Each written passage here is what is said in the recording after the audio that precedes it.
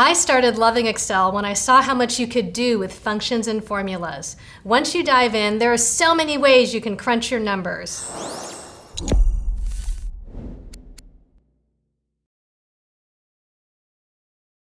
I'm going to show you how to get started with functions, and I'm going to show you some special functions that everyone needs to know. I have this simple spreadsheet showing the battery ranges of all the current plug-in hybrid vehicles. As you can see, there's a lot of difference in the mileage between all of these cars, and I want to calculate the average. So here's how you start a formula. You go to the cell where you want the formula to be, and then you start typing up here. Every formula starts with an equal sign. That's the first step. And then I can just start typing in average here. And as you can see, there are a list of functions that show up. Here's average, and I can either keep typing it myself or I can double click it to bring it in. Now, when I started typing that, you see there are these other functions that showed up. If you're wondering what those are, all you have to do is click the name and you'll get a brief definition. Another way to enter a function is through the Formulas menu. You just click Formulas at the top, and at the far left you see a button called Insert Function. You click that and a dialog box comes up where you can start typing in the function you want. So I want average. I'm going to type that in and hit go, and there it is. And now that will show up in the cell that I selected, and it's also already guessed the number range I want. So I'm going to hit that there just to show you that the average works. But then I'm going to show you other ways you can find a function, and this is my favorite. It's the next button over. It's called AutoSum, and you click that and it comes up with a list of the most common formulas that everyone uses all the time. So look, here's average right here. I click it, and not only does it put the average formula in the cell, but it goes up and auto selects what it thinks I want to average. So it's all there for me and it's done. But there are more ways. You also have the next button over, recently used. It remembers the formulas that you used most recently, and say you want to use it again, it's right there. Here's a good old average. It's pre-selected my range. I'm done. Finally, you can click one of these function subcategories like financial or logical to narrow down what you're searching for.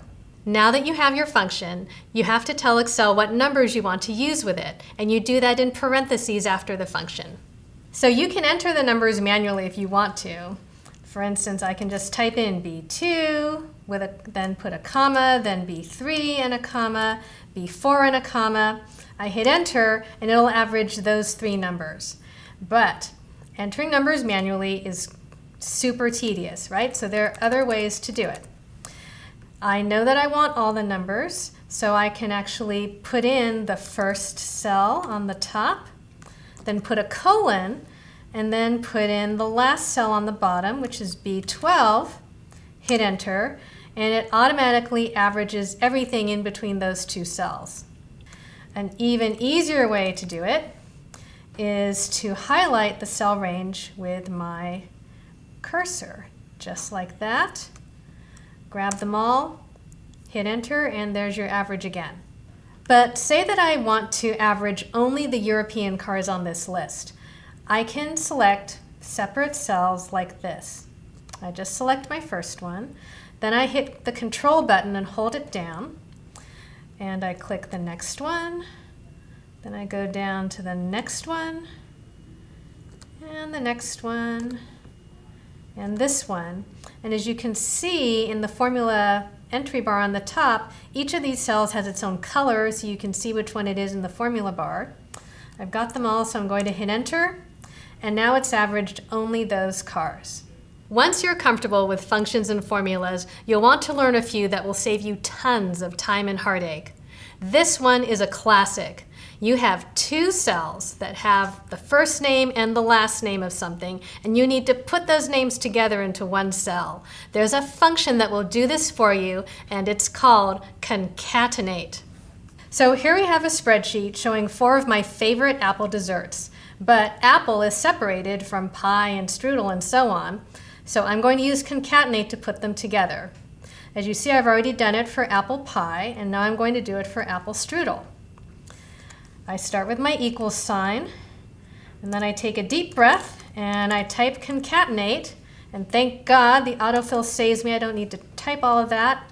Now, what I do is I select the two cells I want to put together, and that would be A5, and here's the tricky part you need to watch. I want a space between apple and strudel, so I actually have to tell Excel I want to put a space in.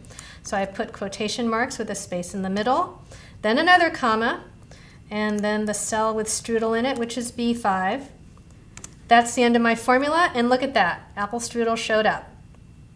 Now that was a really tedious formula to enter, but luckily you can just copy it down to the other ones. So I'm going to hit Control-C for copy, or any of the other ways you can copy a cell, and then select the next two cells where I want the formula, hit Control-V or paste, and the formula pastes down.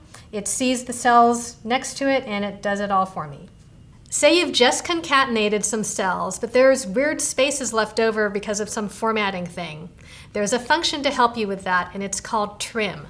So here we are again with my apple desserts. And for apple pie, you can see I've already written the formula, and it's very simple. All you do is you type the equals sign and the word trim, parentheses, and then you just tell it which cell you want to get all those spaces out of. And that's A4. That's it. That's all you do. And as I did before, I'm going to copy this formula down to fix the other ones. Notice that it can remove extra spaces, but if you have words stuck together, it can't pull them apart. That's how easy it is to get started with Excel functions and formulas. Just start playing around, and don't worry. If something goes wrong, you can always hit the undo button. If you have any questions, just email us at answer@pcworld.com.